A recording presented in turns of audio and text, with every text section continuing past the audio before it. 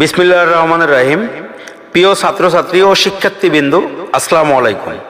সারা দেশে 2026 সালের মাধ্যমিক স্কুল সার্টিফিকেট এসএসসি ও সমমানের পরীক্ষা শুরু হতে যাচ্ছে।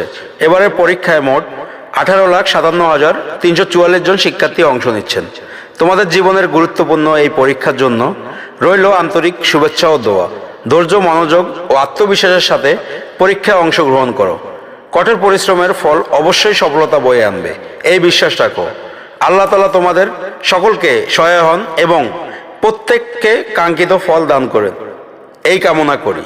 তোমাদের উজ্জ্বল ভবিষ্যৎ ও সুন্দর জীবনের জন্য রইল আন্তরিক শুভেচ্ছা।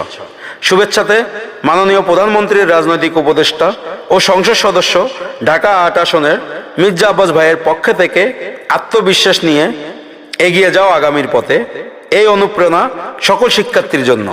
সবার আগে বাংলাদেশ, বাংলাদেশ জিন্দাবাদ। জাতীয়তাবাদী দল বিএনপি জিন্দাবাদ। তারেক জিয়া জিন্দাবাদ।